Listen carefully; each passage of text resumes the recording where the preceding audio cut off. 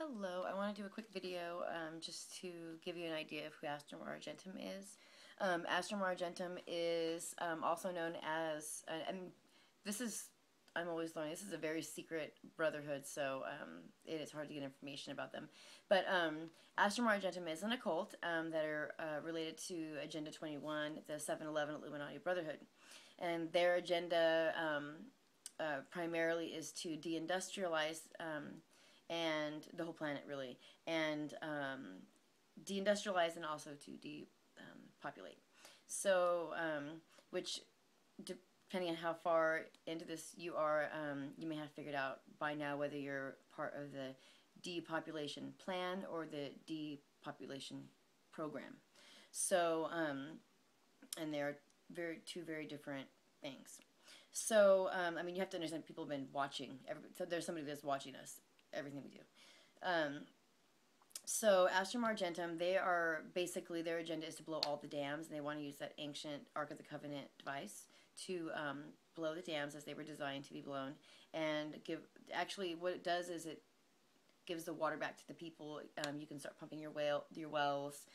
Like right now you hear a lot about like they're having to drill deeper for the wells, especially in California, and the reason is that they're dammed so high. There's these large corporations, private sects that are controlling everything.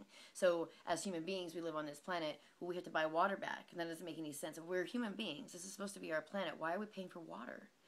But you're so programmed, like not maybe not. If you're not, then I'm talking to you. But most people are so programmed to think we just pay for our water. Like why shouldn't we? But the fact of the matter is there are other more community ways to run these types of things. So. Now I'm not saying that I am like pro Astrum Argentum or pro Aleister Crowley, because that's what this is, an Aleister Crowley occult, or pro Agenda 21. But I have to say, in there, just to play devil's advocate in a sense, it is possible that this group is trying to finish what Aleister Crowley started. Because I have been tracking the sacrifices on a map, and they started to make a star. And it's a different star than the one that's in that movie from hell. It is not that star.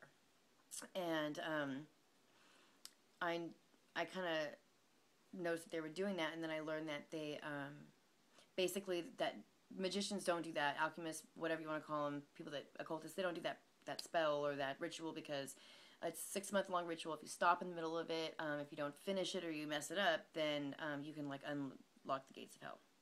So some people say that is what Aleister Crowley did, because he quit halfway through it, and then he himself supposedly became possessed, and some people say that he brought Horus back into the world. He became Horus. So that's something to think about. It's very interesting. But they might be trying to complete that, to close that gate that was open. I don't really know. I know that some of the people they are sacrificing and killing end up like later on, people start they seem like really great guys, but then in their little secret lives, we're finding out that maybe they weren't exactly who we thought they were. Big time, and then we're finding people involved with this occult. So that's Astrum Argentum. It's I would say it's almost safe to say that number one, it's connected to extraterrestrials or jinn, and number two, that this is in effect like the occult that infiltrated the Masons, because the Masons, you have to look into their history, and why the secrecy was there, and you start to understand that they were also infiltrated, and just like every other sect has been. So that's Astrum Argentum, Agenda 21, the 7-Eleven Illuminati. They are also involved in the Dome cities, and I will be talking about them. But the 7-Elevens are directly involved with the Dome cities. They actually triangulate the points for the pyramids. So you can't see them, but they're there. That's Astrum Argentum. I hope somebody, if you have more information on them, or Aleister Crowley or anything like that. I actually heard here in town, because I live in the Masonic capital of the world, and I actually heard here in town that somebody told me that Aleister Crowley never died, that he just always transfers bodies, and he is like in a sense, not Satan, but like the devil here, I guess. So let me know what you think, and I'm interested to hear. Thanks a lot.